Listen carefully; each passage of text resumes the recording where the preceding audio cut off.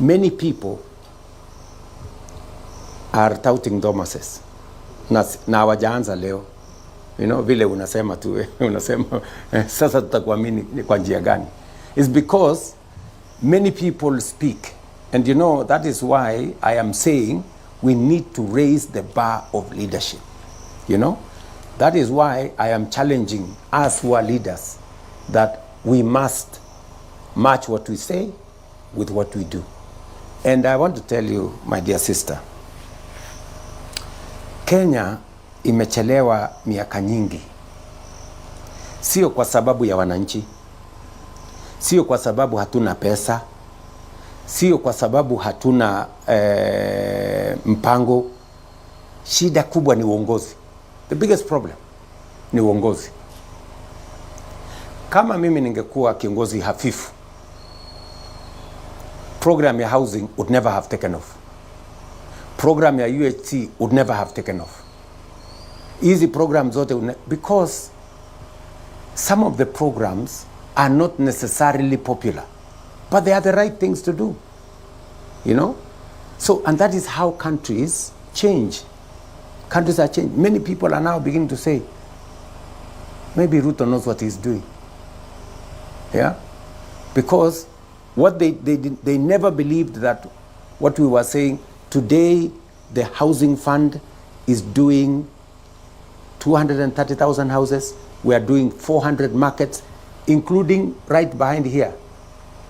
We're going to be building a market at Kalondo here in Kitui. We are doing another market at Kabati. We are doing a market in Zombe. We are doing a market in a big market in Mwingi town. I handed over today a market that is complete in Kamuongo. So this is reality. This is not a story. This is not something that you saw the pictures of affordable housing in Makueni yesterday in Wote. Did you? Right? Yes, we did.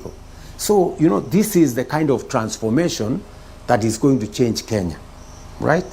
But it requires leadership that is committed, that is visionary, that has the courage to implement what they are doing. Thank you, Mr. I will tell you as I conclude. One writer said, a leader is measured by the vision he has and the price he is willing to pay to achieve it. Many people may have a vision, but they are not ready to pay the price for its achievement. I am ready to pay the price for the vision I believe in. And because you want us to believe you, I have 3 questions for you. Yes, sir. Mr. President, let me start with Thwake. You talked of Thwake. And we are seeing it being postponed to April. And you said that the government has sourced 9.3 million. Billion, yes. Billion to complete. Maybe which phase are we talking of, and why should we believe you? Because it is not the first time that we are seeing Thwake being postponed. Will it not get to April and then we start hearing stories? The other one, talking of the affordable houses, Mr. President, from where you sit, do you think these houses are really affordable? Because we understand that apart from what the monthly payment of maybe 3,000 that the locals have to pay once they get into the houses, there is like a deposit that has to be made for that house to be yours. Do you really believe that they are affordable to the mama bogas that you keep talking about? And again, we've heard that some are being started when there is no resettlement plan, and then it throws the governors into maybe a state of unknown, and then they keep delaying. Maybe, what do you have to say about that? I think you have been reading a lot of social media.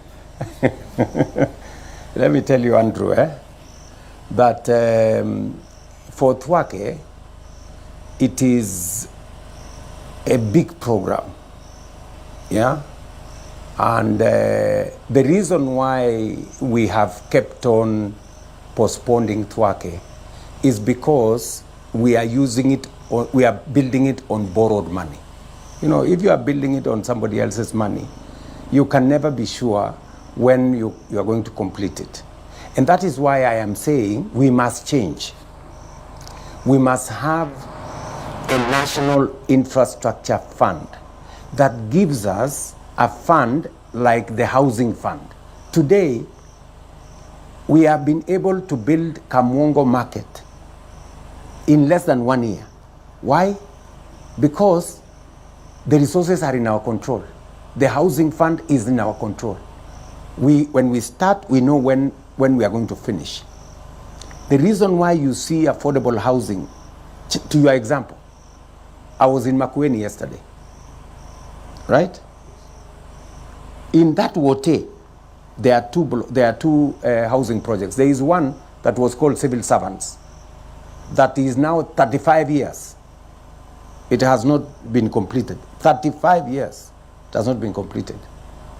The one that I started 10 months ago is on 10th floor, right? Why? Because we are using our own resources to build the housing program that I have today. And I have thought about it from end to end, right? So the reason why Thwake is delaying is because we are building it using borrowed money. So we speak to this guy, we get the other group, we get to the other bank, and you are not in control. That is why I'm saying we have to rethink the whole construction of our dam infrastructure. It is the reason why I am saying let us have a national infrastructure fund, the way we have the housing fund, that will make it possible for us to have control of when we are going to complete whatever project that we start. So don't worry about Thwake, you know. It has delayed for almost 10 years. We will eventually, the government to complete it is my government. So don't worry about it. Let me also talk to you about affordable houses. You know, affordable housing is something that I have thought about very seriously. It is not something that arrived yesterday, and many governments have tried to figure it out.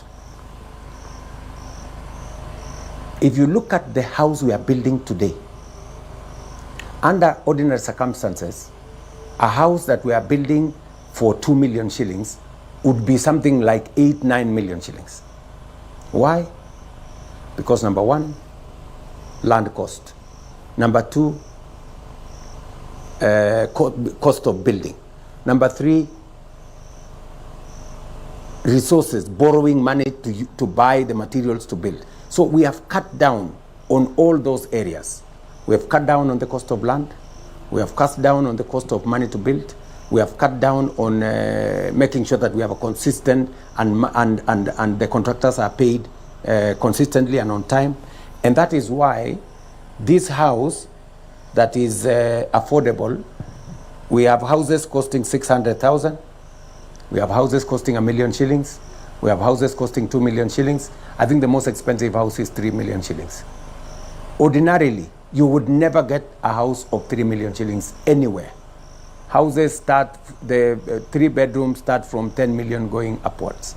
So I can confirm to you that these houses are affordable. Of course, if there are different categories, there is a social house. For a social house, you don't need any deposit. For an affordable house, you need a deposit, which is 5% of the cost. For a market house, because there are 3 categories, there are people like you who have a good job that earns good money, and you want a good house, you know, a 3-bedroom, self-contained with many other amenities, then you pay a deposit.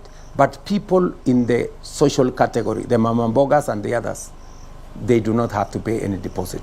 It is called rent to own. Are we together? So that is a position. And I want to, we are open. We are an open book for your information. You can check the numbers, and professionals can check the numbers. Those houses are truly very affordable. I would want to challenge you, take time, Andrew. I want you to visit some of the social houses that have been built and go and interrogate those people, whether in Mukuru or in any other part of Kenya. You will discover that they are truly affordable houses.